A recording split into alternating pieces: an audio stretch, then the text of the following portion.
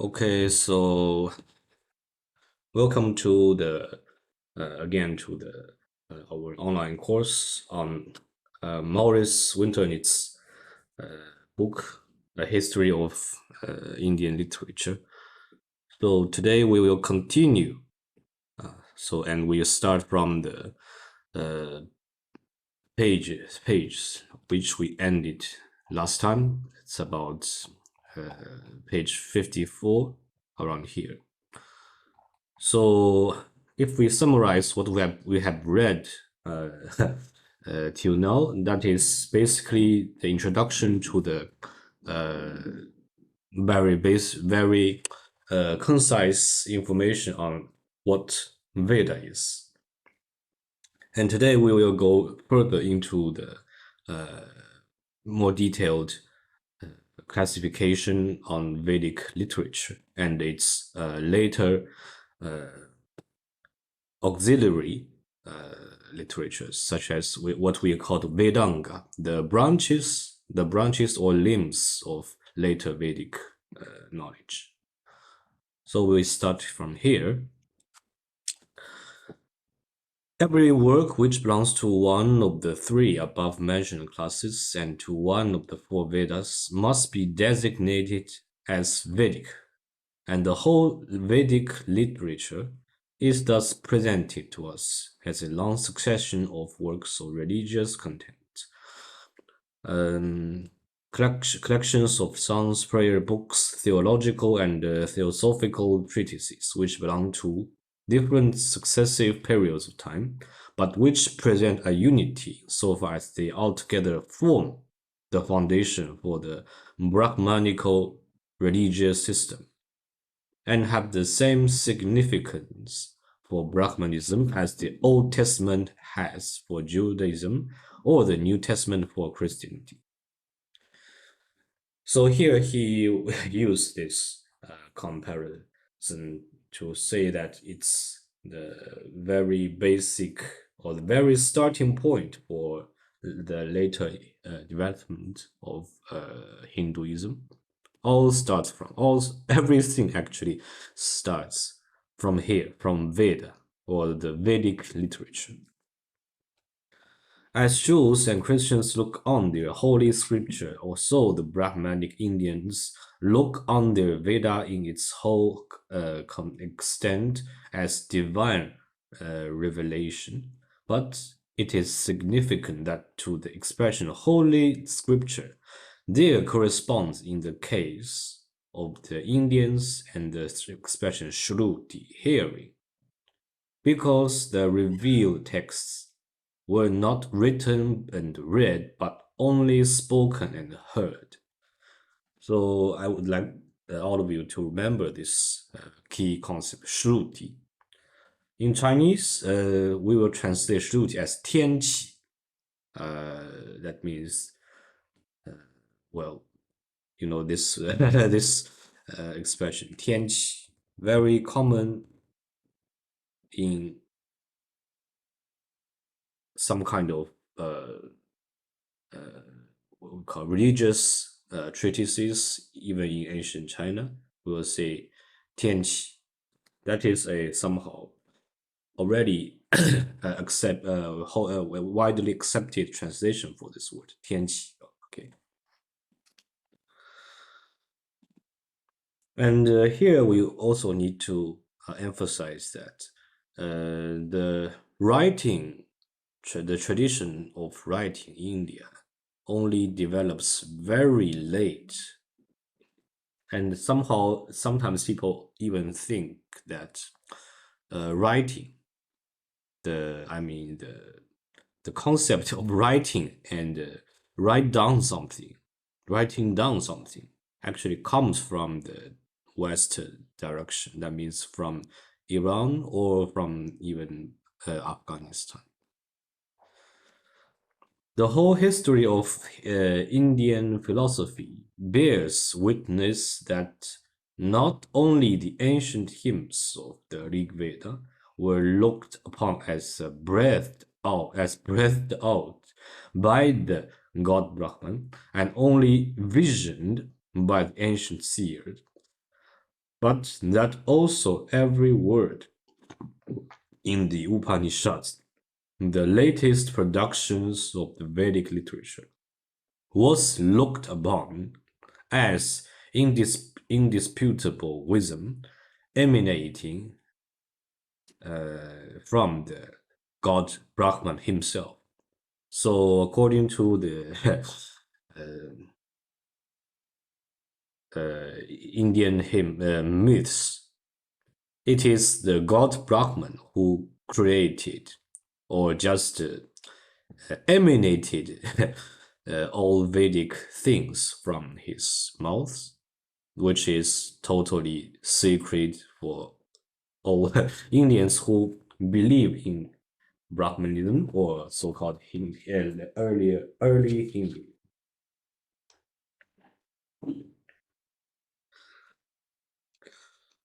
However, much the different systems of Indian philosophy may vary, yet they are nearly all agreed in considering the Veda as revealed and in appealing to the Veda, especially the Upanishads. Although great freedom and arbitrary, uh, arbitrariness prevail in regard to the explanation of these texts, and every philosopher gleans from them just what he wishes to.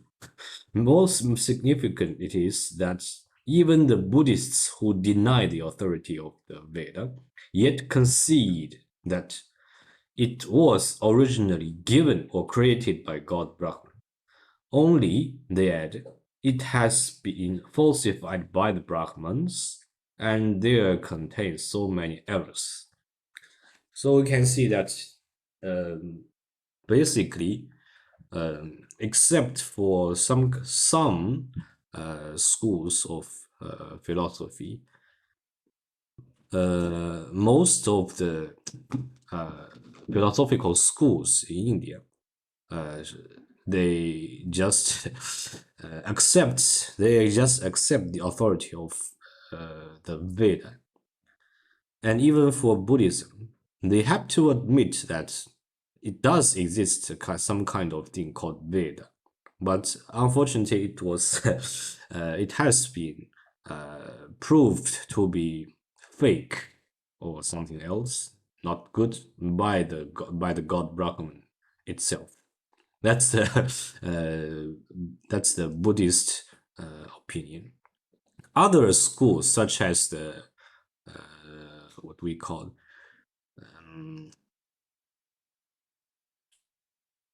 some kind of materialism in India, they also do not accept the authority of Veda. For them, everything is only created by some kind of materials. So there's no need to accept the existence of God. Okay. The expression Veda is justified only for this literature, which is regarded as revealed. However, there is another class of works which has the closest connection with the Vedic literature, but yet cannot be said to belong to the Veda. These are the so-called Kalpa Sutras, sometimes also called briefly sutras, or manuals on ritual which are composed in a peculiar aphoristic prose style. These include the first one. So here we would like everybody to remember the the sub classification of this one. That is, what kind of literatures are included under the category Kalpa Sutra. So there are basically three. Basically three. First one is the so-called Shrauta Sutra. Shrauta Sutra. That contains the rules for the performance of the great sacrifices, which often lasted many days, at which many sacred fires had to burn, and a great number of priests had to be employed. Second, the Grihya Sutras, which contain directions for the simple ceremonies and sacrificial acts of daily life at birth, marriage, death, and so on.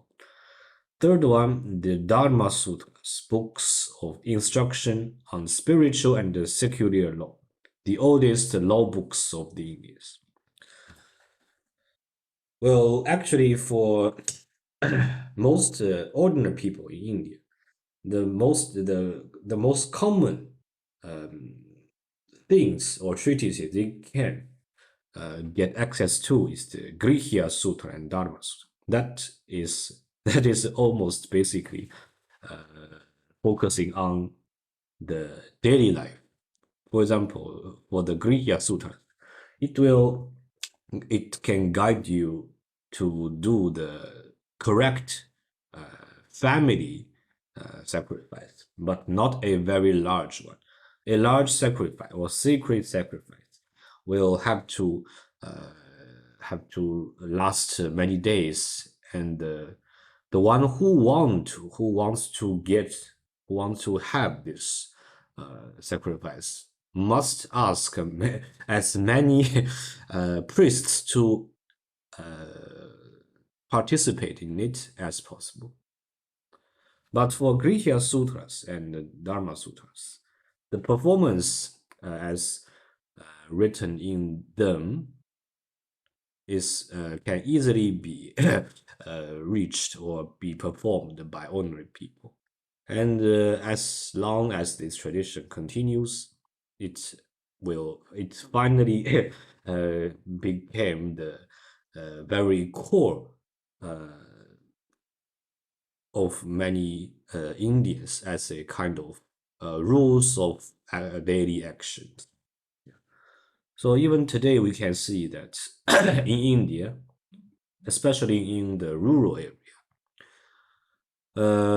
no matter no matter a female or a male, they all act according to some kind of Dharma sutras or Grihya sutras. For example, if somebody did some bad things, he will be exiled from the village and can live only on begging for monies and foods. Yeah, that's a very hard punishment to that person. Like Brahmanas, Aranyakas, and the Upanishads, these works too are connected with one of the four Vedas. And there are Shrauta, Grihya, and the Dharma Sutras, which belong to the Rig Veda, others which belong to the Sama Veda, to the Yajur Veda, or the Atapa Veda. So there are independent Shrauta Sutras, Grihya Sutras, Dharma Sutras, belonging respectively to the four different Vedas. As a matter of fact, they originated in certain Vedic schools, which set themselves the task of the study of a certain Veda. Yet all these books of instruction are regarded as human work, so we should pay attention to here.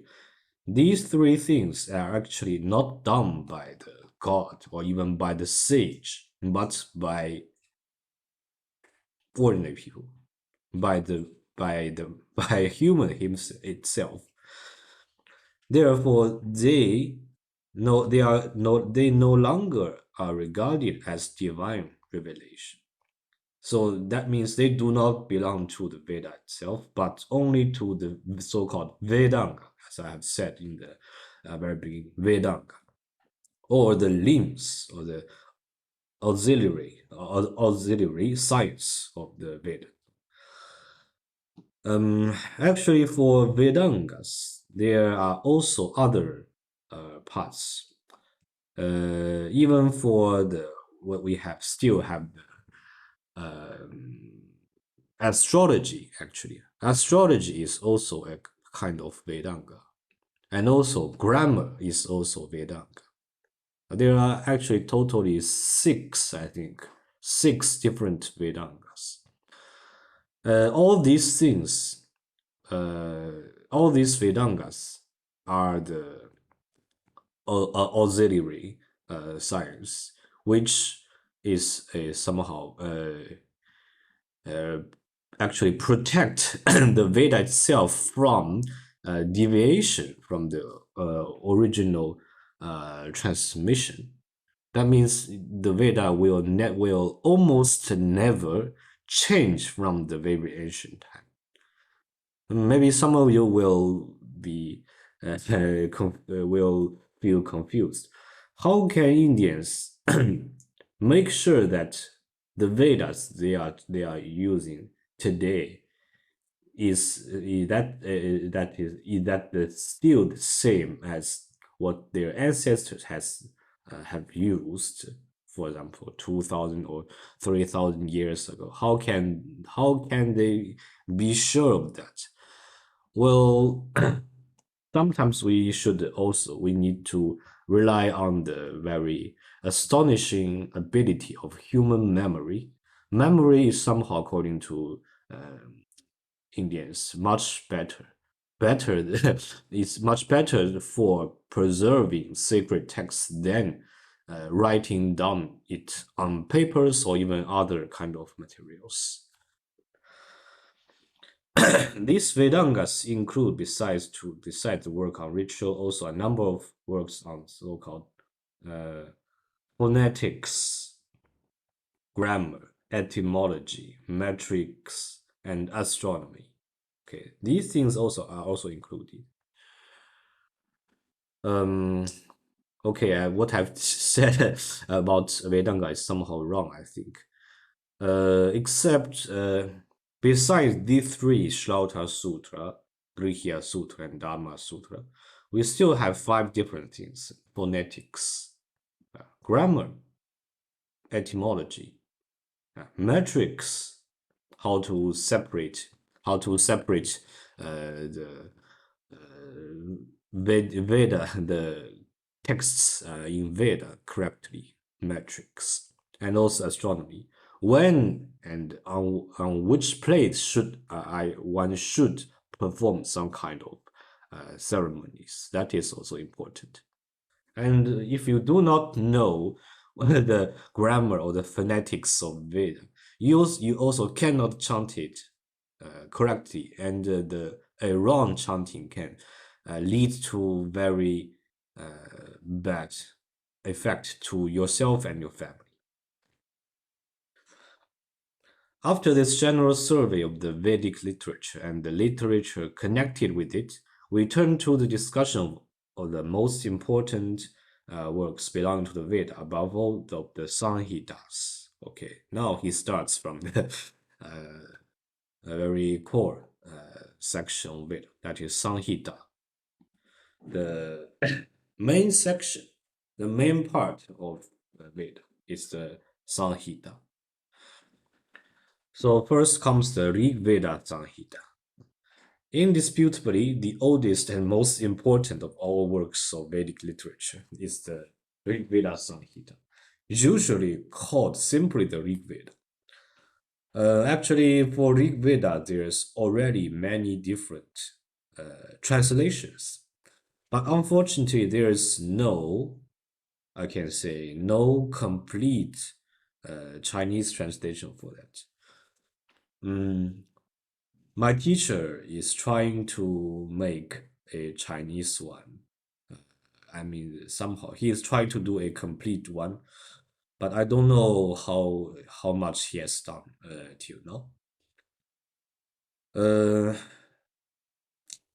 The most reliable translations, modern translations of Rig Veda,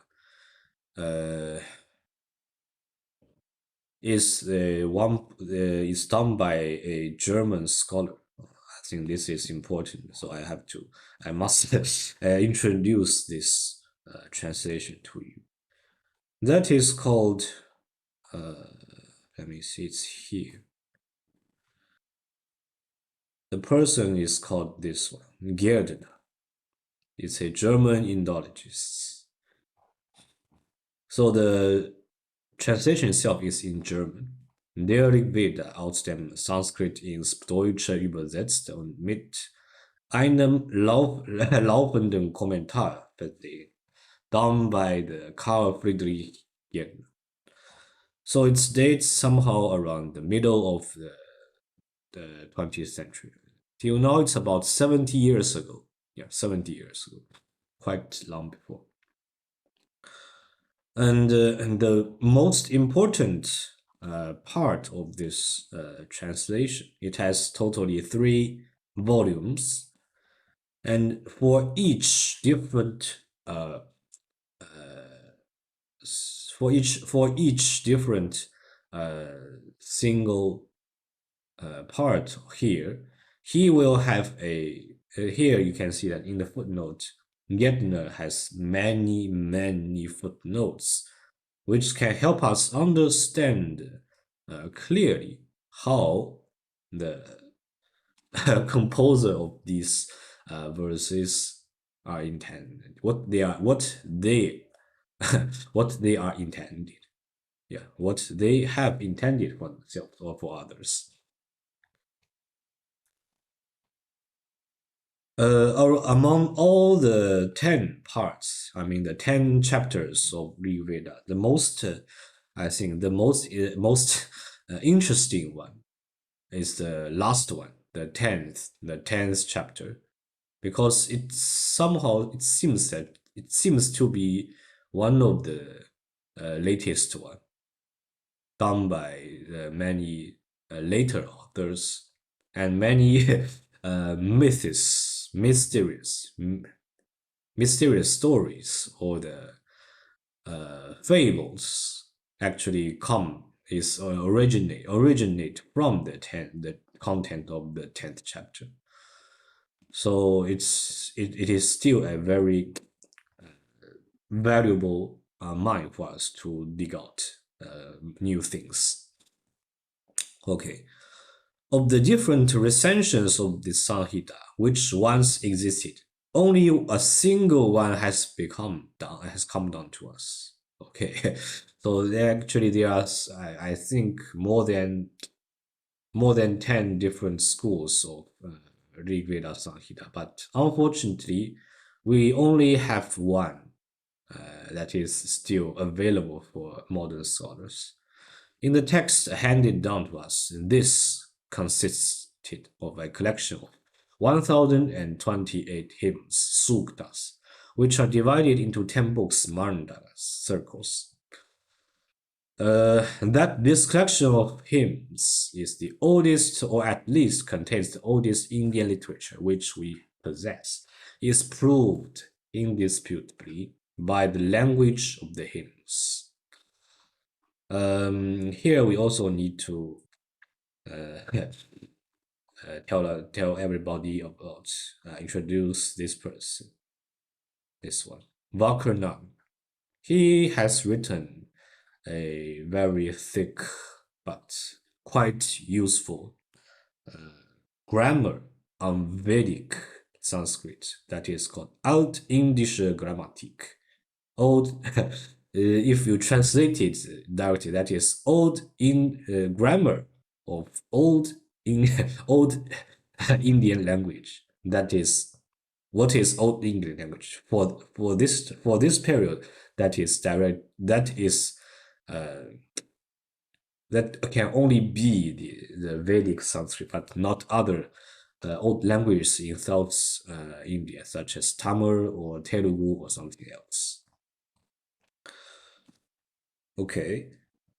And another thing I need to tell you is that this Altindische Grammatik is not complete, because there's still the volume for verbs, which Vakunaga had no time to do, and he passed away before he had this energy to write down the last volume. So for Alt English Grammatik, we only have the phonetic part, the syntactic part, and also the noun and adjective part. We only have 2 or 3 volumes of it. The last one actually what every Indologist who focus on Veda would quite be curious of is the last one on the volume on verbs. But unfortunately, Wagner had never had had never the chance to finish that volume.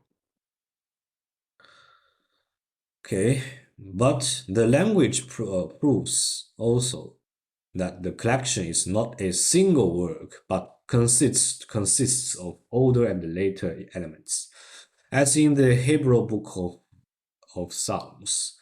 So here also, songs which had been composed at widely separated periods of time were united at some time in the collection and ascribed to famous personages of prehistoric times, preferably to the earliest ancestors of these families in which the songs in question were handed down. The majority of the oldest hymns are to be found in Book 2 to Book 7, which are usually called the family books. So we have to first remember this. Book 2, Book 2 to Book 7. These 2, 3, 4, 5, 6, 7. These 6 books are usually called family books because each is ascribed by the tradition to a particular family of singers. The names of the singers or so-called rishis, seers, prophets, who, as the Indian says, visioned these hymns are mentioned, partly in the Brahmanas, partly in separate lists of authors, anukramanis, connected with the Vedanga literature. So, and next he lists all the 6 families. Grit Samada, Vishvamitra, Vamadeva, Atri, Bharadvaja, and Vasishta. Vasishta, okay, not Vashish, Vasishta. These and their descendants were regarded by the Indians as rishis of seers, we should say authors, of the hymns of Mandala 2 to 7. Book 8 contains hymns which are ascribed to the singer race of the Kambas and that of the Angiras. These two, we should call races, but not families. Races are also important in Vedic literature. But the Anukramani give us also the names of rishis or authors of every single hymn of the remaining books, that is 1, 9, and 10. And it is noteworthy that there are also women's names to be found amongst them. Well, I have to say that although there do exist many names, which is apparently a woman belong to woman,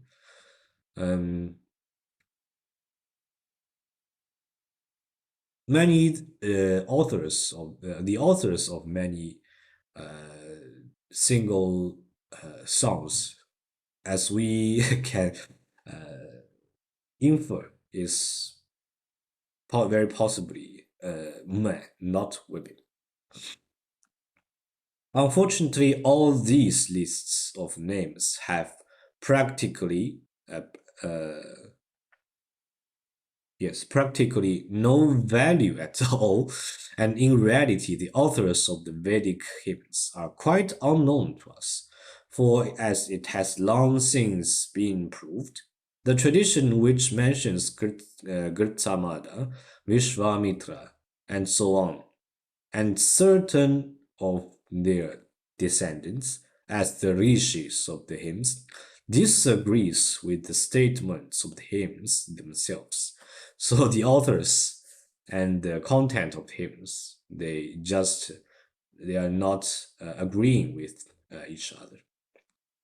So that is the place where I have the controversy. In the latter, only descendants of those ancient rishis are mentioned as authors of the hymns. The rishis, however, Gritsamada, Vishwamitra, Vasishta, and whatever they all may be called, their names are well known in the whole of Indian literature as the heroes of countless myths and legends are already in the hymns of the Rig Veda, the seers of a long past prehistoric time, and are only called the fathers of the singer families in which the song were handed down. So sometimes we have to say that these names mentioned here is possibly the Peter fathers or even Pitaras of the whole of their own singer family. Book 9 gives a chapter of unity through the fact that it contains exclusively hymns which glorify the drink of Soma and are dedicated to the god Soma. Soma is the name of a plant out of which intoxicating juice were pressed, which already in Indo-Iranian time was regarded as a drink pleasing to the gods and therefore plays a prominent part at the sacrifice of the Indians as well as the ancient Iranians who called it Hauma. Okay, here we comes from we come up with these different names. Soma in ancient Iranian they are called Hauma. Yeah, Soma, Hauma. Basically, I think these are the same thing. That are the same things, but they are actually in the practice many substitutions to the original Soma plant. I remembered that in one conference, Professor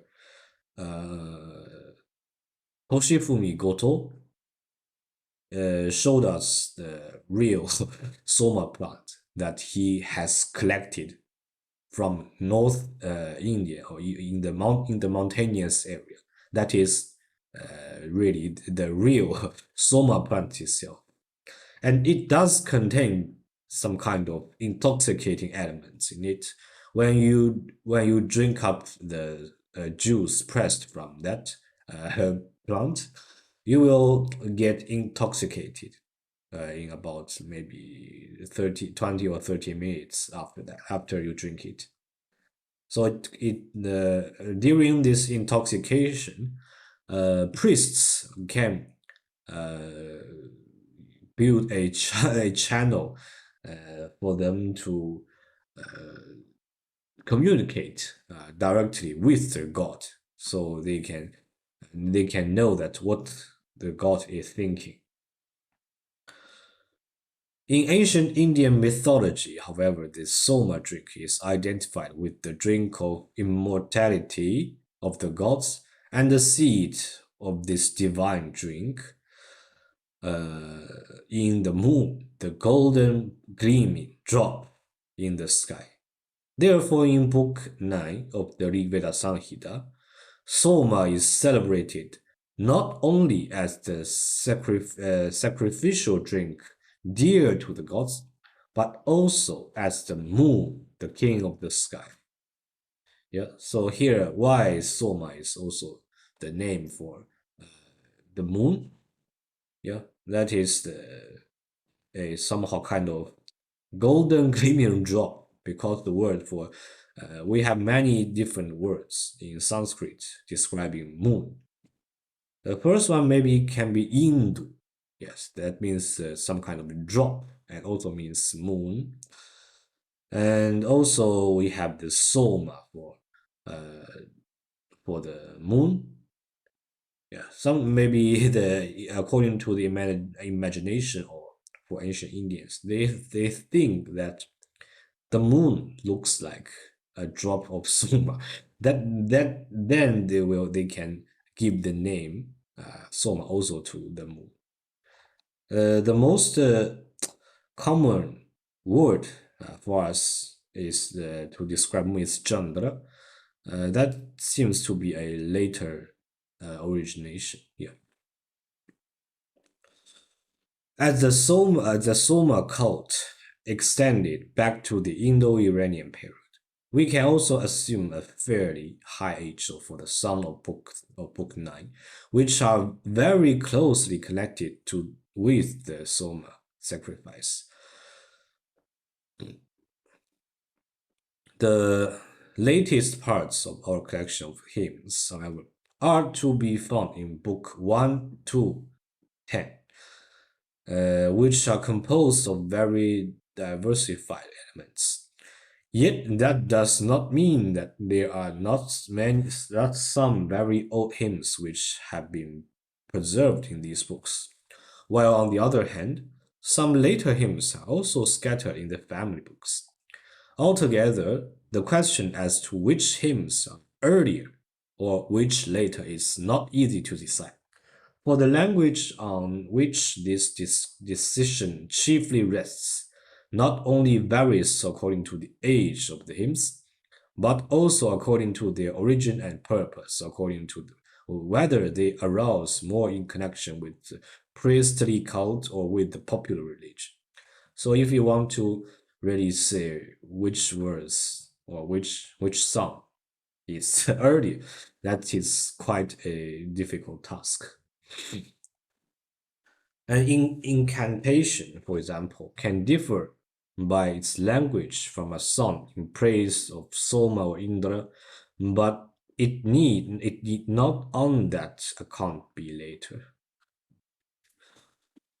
The so-called kilas, okay, again, it's a different terms, kilas, which are found in few manuscripts, represent, on the whole, a later stratum of Vedic hymn poetry. These kilas are actually so-called supplements, the supplement for Veda. And this name in itself indicates that they are texts which are collected and added to the Samhita only after the letter had already been concluded. This does not exclude the possibility that some of these kilas are of no less antiquity than the hymns of the Rigveda Samhita, but for some reason unknown to us were not included in the collection. The 11 Valakirya hymns, which in all manuscripts are found at the end of the book 8, without being included in it, are probably of this kind. Of comparatively high antiquity are probably also the 11 Subarna hymns, as well as the Praisha Suktani and Pros Nivida, small collections of sacrificial litanies. Okay. Well, for this supplement of Rig Veda, there are also previous studies. For example, here you can see that done by this one, Zohevtslovitz, and also Oldenberg, and also Keith. Yeah, many previous studies. So all these are quite famous scholars belonging to the last centuries or even earlier. However, the question as to what we are to understand by earlier or by later hymns can only be treated by us at the end of this section, where we shall have to discuss the question of the age of the Veda in general. It must here suffice that the general view of the great antiquity of the Rig Veda, even of the later parts of it, is fully justified by the fact that, as Alfred Ludwig says, the Rig Veda presupposes nothing of that which we know in Indian literature, while on the other hand, the whole Indian literature and the whole Indian life presuppose the Veda. It seems this expression by Ludwig is quite interesting. It is actually, we have to say that the lives, the whole Indian lives, or the whole Indian literature, as the later developed, all presuppose the existence of Veda. They all rely on the original Veda. But the Veda itself is not relied on these later development.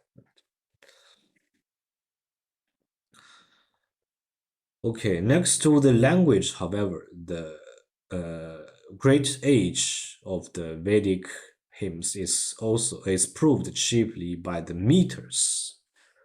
For on the one hand, the Vedic meters are separated from those of classical Sanskrit poetry by a gulf, as in Vedic poetry, there are numerous meters of which there is no trace to be found in the later poetry, while on the other hand, numerous meters in classical Sanskrit poetry have no prototype in the Veda. So we can say that except for those that has been transmitted down to the classical time, I mean the meters, all other things are somehow like parallel development. Again, some meters of the Vedic poetry do indeed reappear in later poetry, but with a much more strongly marked rhythm than in the Rig Veda. In the oldest Indian meters, only the number of syllables is fixed, while the quantity of syllables is only partially determined. So that is important. Yeah, the number of syllables is fixed, while the quantity of syllables is only partially determined. The Vedic verses are composed of lines of 8, 11, or 12, more rarely of 5 syllables. These lines, called the padas, are the units in ancient Indian metrics, and only the 4 last syllables are fixed with regard to the rhythm, the last syllable, however, being again a syllable and septs. The regular form or pada of 8 syllables looks like this. So this blank circle means that it does not differ whether you use a long syllable or a short syllable. But the last voice motor that must be short, long, short, and it's okay. Where either can be short or long. These 3 such lines form the Gayatri, and 4 such lines form the verse called the Anushtup. So these names are also important. Anushtup is somehow later, in later development, in the classical Sanskrit, we call the shloka, the most practiced meter in classical Sanskrit literature.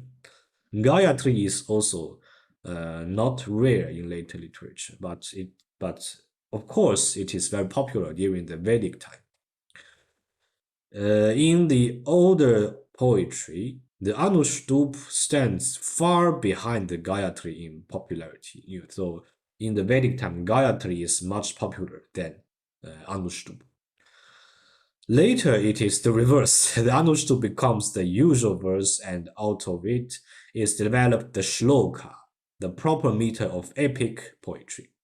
Meters of rarer occurrence are the pankti. Okay, again, also a very well-known meters in later time, consisting of 5 lines of 8 syllables.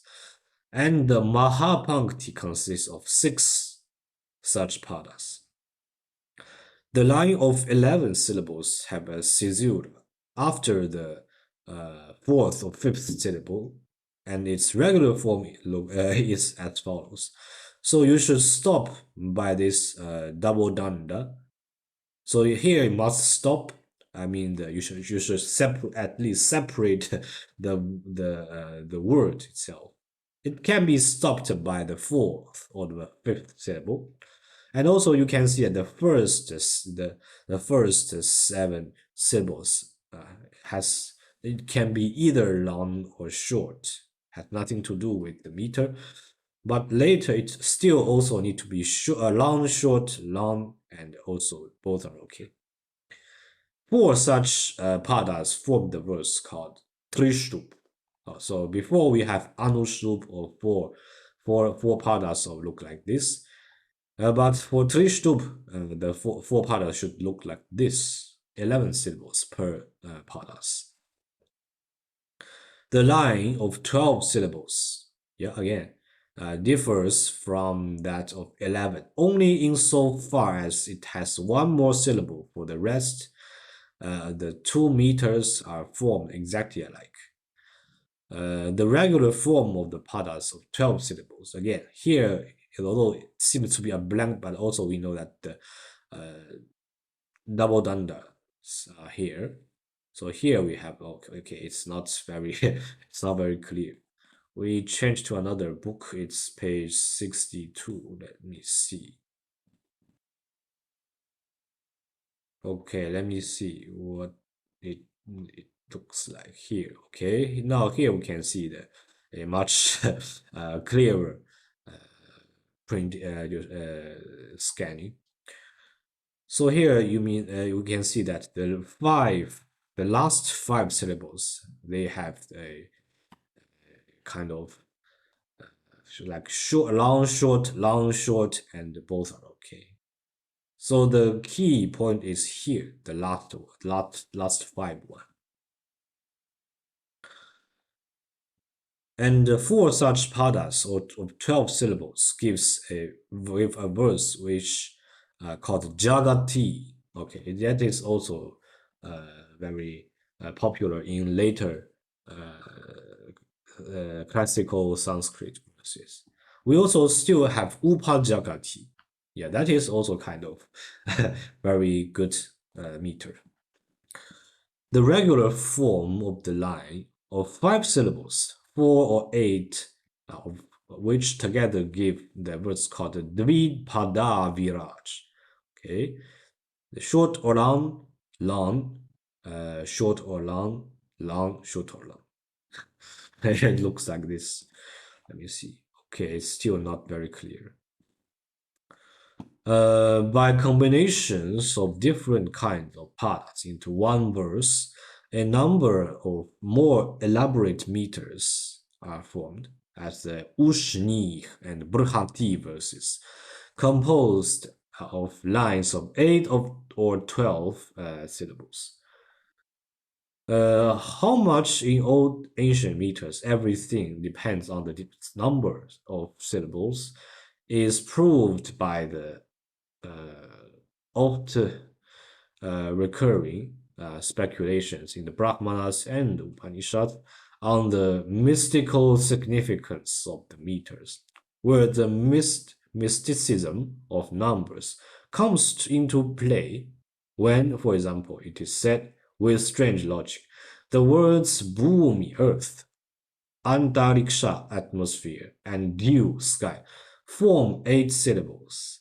A Gayatri Pada consists of 8 syllables. Therefore, he who knows the Gayatri gains the 3 worlds.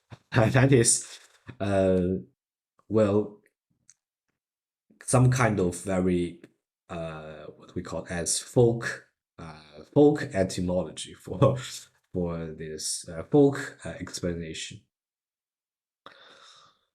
And this kind of sayings we can find in the Brihat Aranyaka Upanishad. So that is an explanation to why Gayatri meter contains 8 syllables. but that the meters play such a highly important part in the mysticism of ritual that considered as divine beings, they even receive sacrifices that mythology concern itself with them, especially when the Gayatri, which in the form of a bird fetches the soma from heaven, that they are created like other beings by Prajapati. All this indicates the great age of these meters, which were thought to have originated in times immemorial. Thus, the age of the meters is also a proof of the age of the hymns themselves. Well, for more Vedic meters, we can read further reference so far such this Arnold's Vedic meter is published more than 100 years ago in Cambridge, and also the Caves and Arnold's their articles in the JRAS on the meter of Rig Veda as a criterion of its old age. The best idea, however, of the great age of these hymns is vouchsafed us by a glance at the geographical and cultural condition of the time of which they tell us. There we see above all that the Aryan Indians at the time when the hymns of the Rig Veda arose had not nearly as yet spread over the whole of India. We find them still dom domiciled in the riverland of the Indus. That means today's the Indus River. That now here in today's Pakistan, Sindhu part. The present Punjab, okay, he's saying about Punjab, but actually Pakistan is somehow looks like more a much earlier habiting place for Indo-Aryans. From the west, over the passes of the Hindu Kush, Aryan tribes had penetrated into the land of the five rivers, Punjab. Okay, Punjab is actually a Persian word. Punj is also Punja, Punja 5. Up is the water, that is corresponding to Vedic word, up, Punjab. That is a region consisting of five rivers. And in the songs of the Rig Veda, we still hear of the battles which the Aryans had to fight with the Dasu, or the black skin, as the swarthy aboriginal inhabitants were called.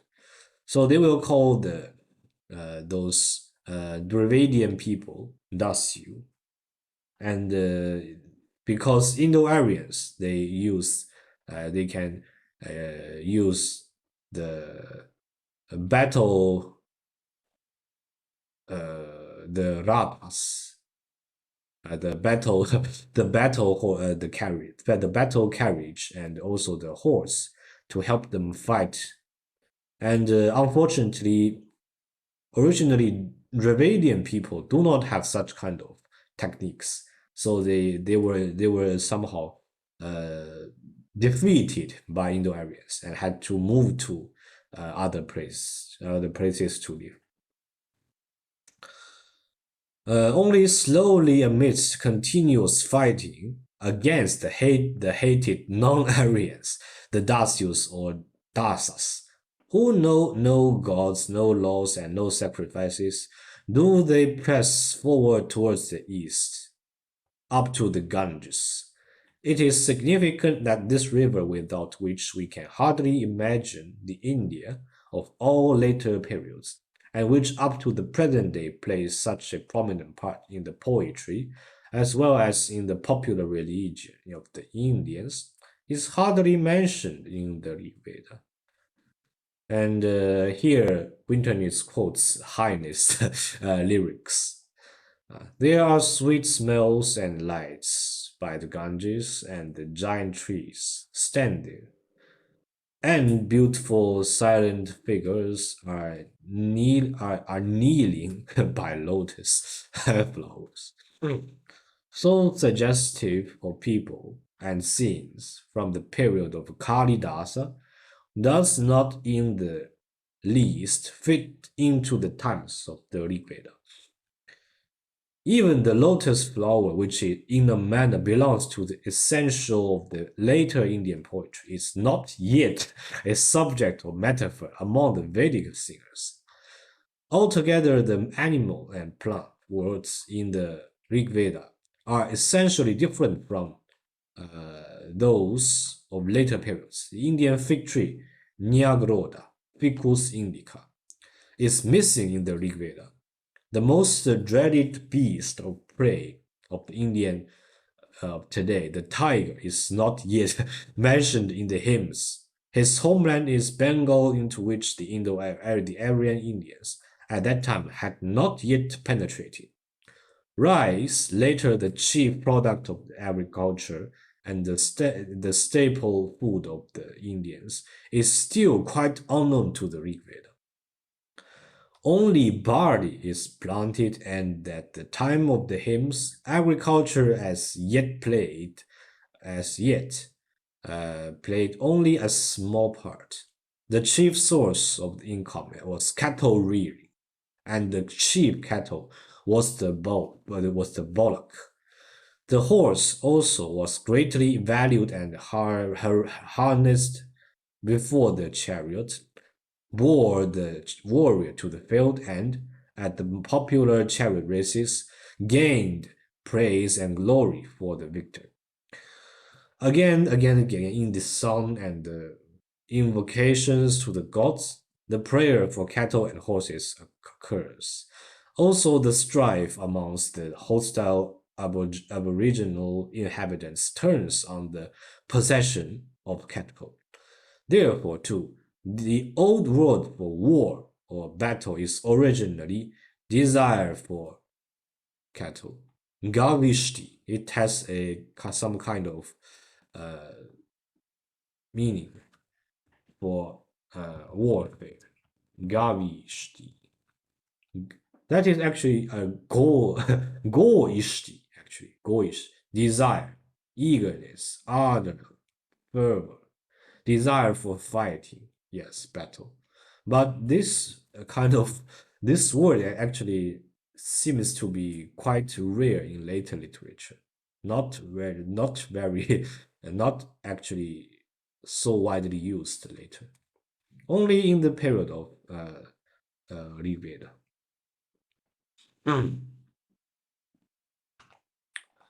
Okay.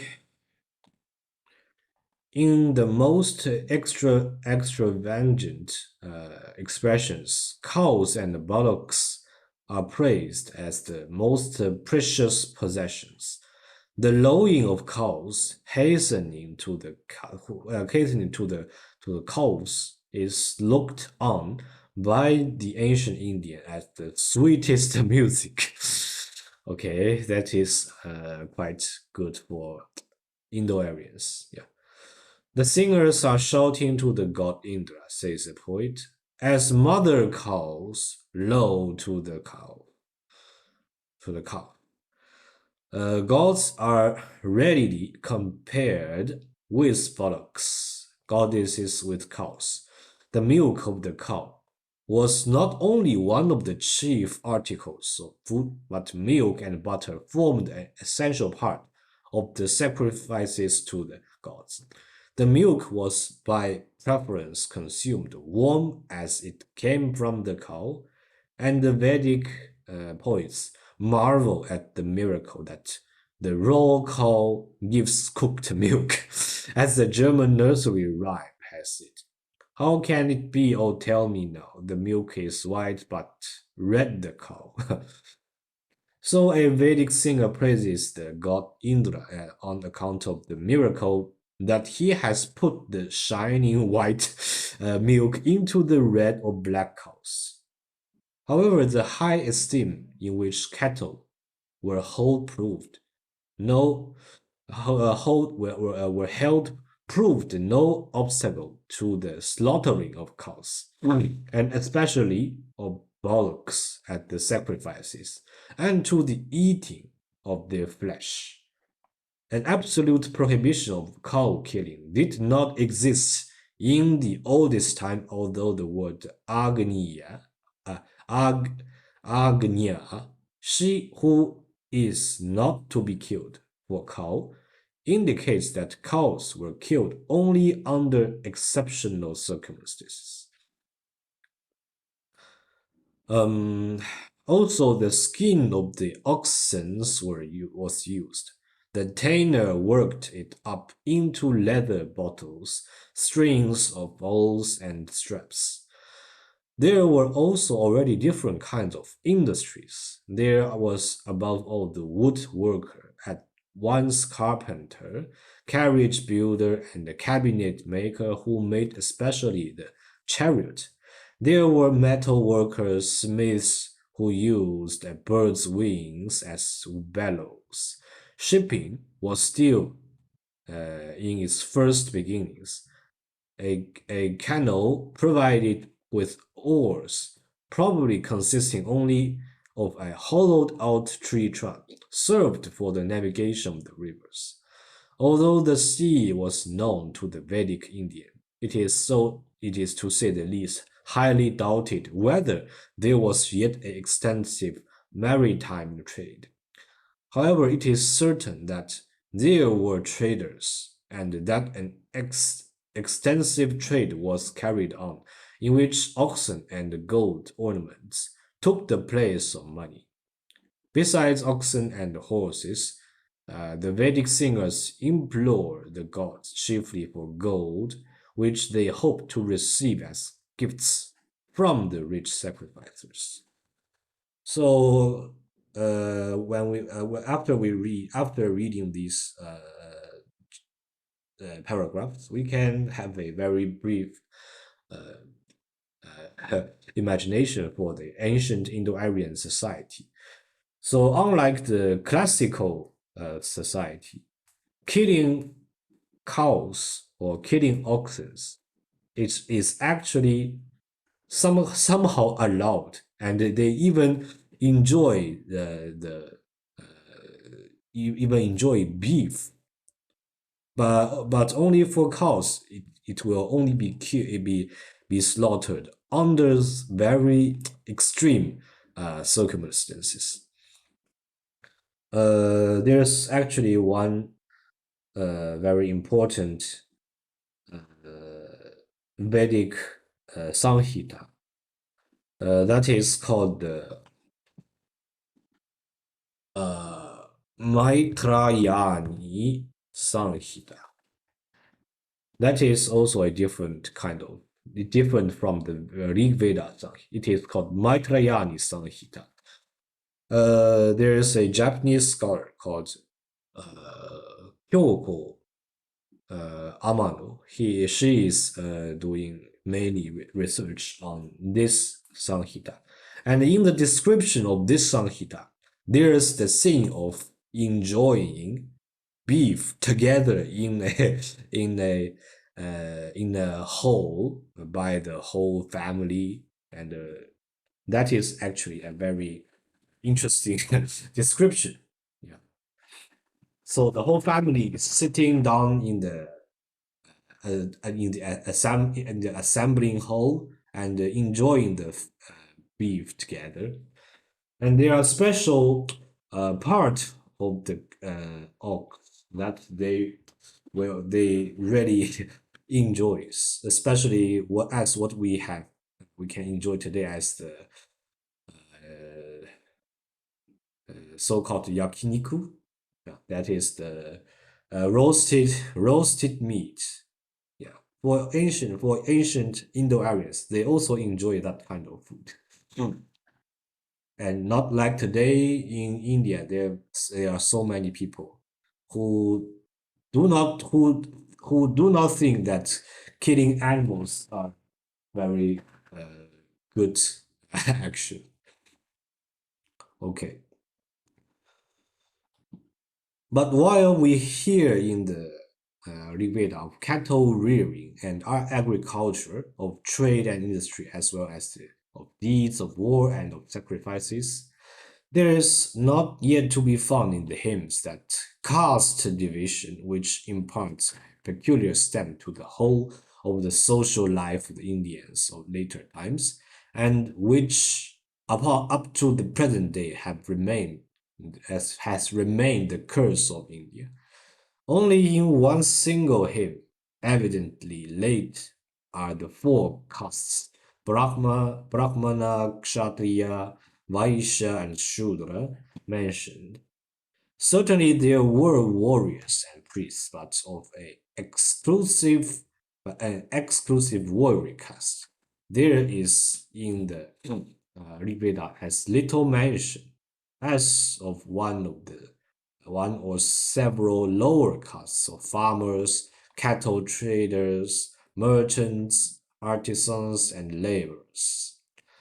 As in later times, so indeed already in the Rig Veda, it was the custom that at the king's side there stood a house priest, Purohita, who offered the sacrifices for him.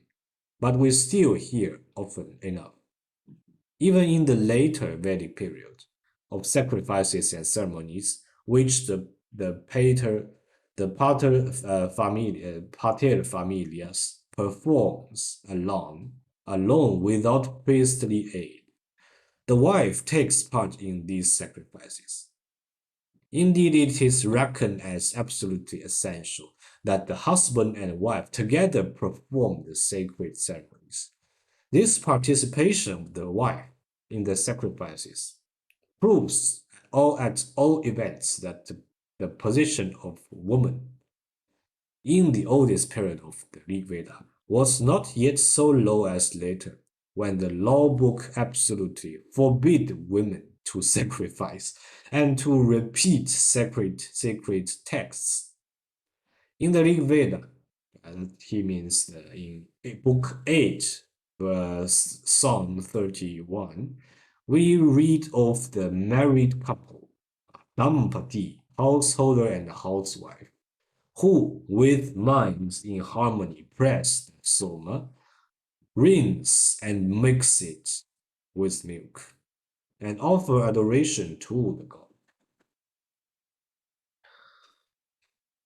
Manu, however, declares in his law book that it is displeasing to the god when women sacrifice, and that women who offer the fire sacrifice sinks sink into hell. Okay, so we see that it's kind of later development for Indians that the social status of women turned low. It's a very late, somehow late development from the Vedic time.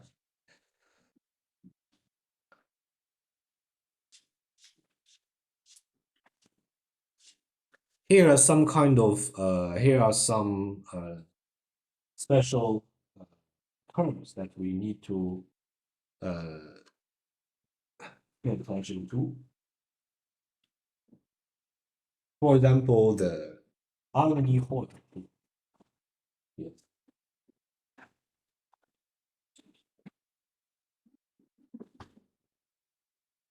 This Agni Hotra is actually kind of very important fire sacrifice.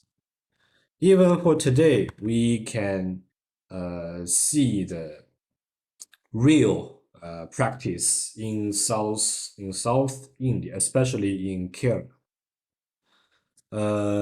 There's one documentary made by uh, a Netherlands scholars called Fritz Stahl. If you search his name in the YouTube, you will find his documentary there. That is, I think it should be called Agni Ho, Fritz Stahl.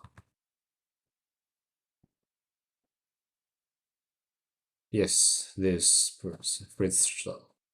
Stahl. Let me see. Agni Hotra.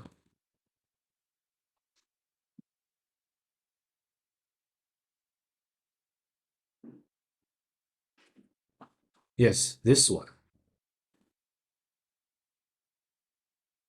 Uh, documentary.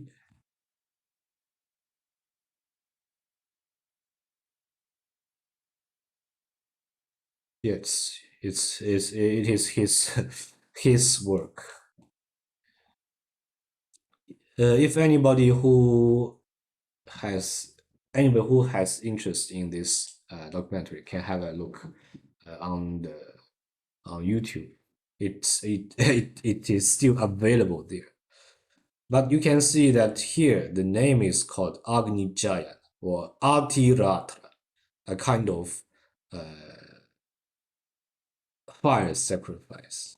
It's somehow different from the real Agni Hotra. It is called Agni Jayana.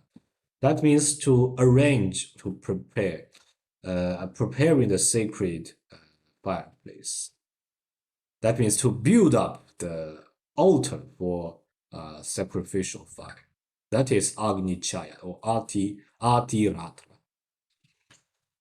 In 1955, uh, the local Brahmin family called Nambudiri, they did a Agni Chayana in Panjal, a village in Kerala, southwest India. So at that time, Fritz Stahl was happened to be in Canada, so he went there and took down their video. It is a very precious uh, record for us to know what the Indians, especially in South India, how they how they preserve the Vedic tradition in very hard periods. Okay. And now we continue. When we still hear in the Upanishad that women also took an active share in the disputations of the philosophers, we must not wonder that in the hymns in the Rig Veda, women could, without restriction at feasts, dances, and such like, show themselves publicly. It is by no means necessary, as some scholars do, to think of courtesans when it is said that beautiful women flock to the festival gathering. It is not to be denied, however, that already at the time of the Rig Veda, many solitary, unprotected women, brotherless maidens, as a post called them, give themselves up to uh, prostitution. But Pishel and Yetna, in spite of all the trouble which they have taken to prove it, have not succeeded in proving that at that time already there exists a grand system of courtesans, as in the time of Buddha in Vaishali, or at the time of Pericles in Athens. However, we must not form too exaltedly an idea of the moral conditions in ancient India and not picture these to ourselves in such a idyllic manner, as certainly Max Muller has at times done. We hear in the hymns of Rigveda of incest, seduction, conjugal unfaithfulness, the procuring of abortion, as also of deception, theft, and robbery. All this, however, proves nothing against the antiquity of the Rig Veda. Uh, Modern ethnology knows nothing of unspoiled children of nature any more than it regards all primitive peoples as rough savage or cannibal monsters. The ethnologist knows that a step ladder of endless gradation of the most widely differing cultural conditions leads from the primitive people to the half civilized peoples and right up to the civilized nations. We need not therefore imagine the people of the Rig Veda either as an innocent shepherd people or as a horde of rough savage, nor on the other hand as people of ultra refined culture. The picture of culture which is unfolded in these songs, and which Heinrich Zimmer, in his still valuable book Altindische Leben, has drawn for us in so masterly a manner, shows us the Aryan Indians as an active, joyful, and warlike people of simple and still partly savage habit. The Vedic singers implore the gods for help against the enemy, for victory in battle, for glory and rich booty. They pray for wealth, heaps of gold, and countless herds of cattle, for rain and for their fields, for the blessing of children and long life. As yet, we do not find in the songs of the Rig Veda that effeminate, ascetic, and pessimistic trait of the Indian character with which we shall meet again and again in later Indian literature. So here we need to pay attention to the so-called ascetic tradition. That is not what the original Indo-Aryans will do. The original Indo-Aryans will only pray for the victory of battles, for more cattle, for a long life, and so on. And then there are somehow more op optimistic rather than to say them as the pessimistic, optimistic. And now there have been scholars who consider the hymns of Brigade to be so enormously old that they thought to seeing them not so much Indian as Aryan or Indo-European mental life. They held that the epoch of these hymns was still so near to the Indo-European prehistoric time that in them we are still dealing rather with Aryans than with actual Indians. On the other hand, other scholars have shown that the Rig Veda is above all a production of the Indian mind, and that for its explanation no other principles must be followed than for any other text of Indian literature. This is one of the many points on which the interpreters of Rigveda diverge rather widely. So, how to interpret the content or the real core of Rigveda?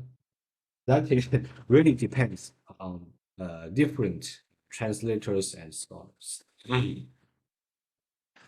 Well, my personal preference is that um, basically most German scholars studies who studied on Indology or Veda are reliable.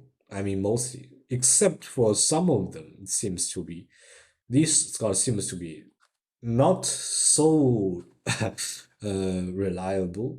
But if you want to see what they have said, that's quite attractive, I have to say.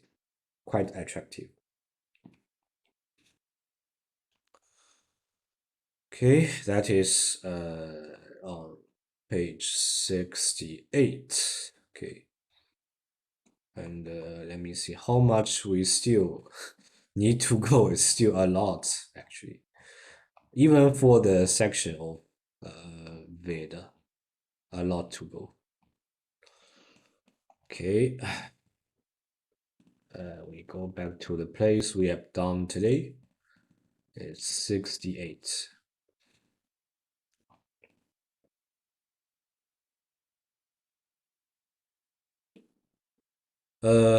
We must here remember that the important fact that the Rig Veda is as yet by no means fully explained.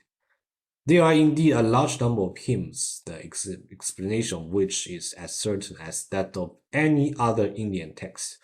But on the other hand, there are many hymns and very many verses and isolated passages of the Rig Veda, whose right meaning is still in the highest degree doubtful. This is also of great importance for the just appreciation of these old writings. The outsider who takes a translation of Rig Veda in his hand often wonders that so much in these hymns are unpoetical, indeed unintelligible and senseless. But the reason is frequently not that the translators do not content themselves with translating that which is intelligible, but that they think they must translate everything, even that which has up till now not been rightly interpreted. So for Rig Veda, there are so many mystical things that leaves to that is still left to us to be solved, and unfortunately we do not have so much energy or so many good tools to understand really precisely how these verses or words really means. That is quite a pity for Indology.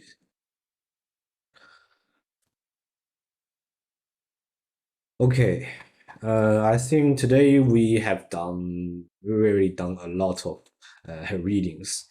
So I hope everyone who has attended my courses today, uh, you can have a very brief or rough imagination for the ancient Indian society, especially during the Vedic period.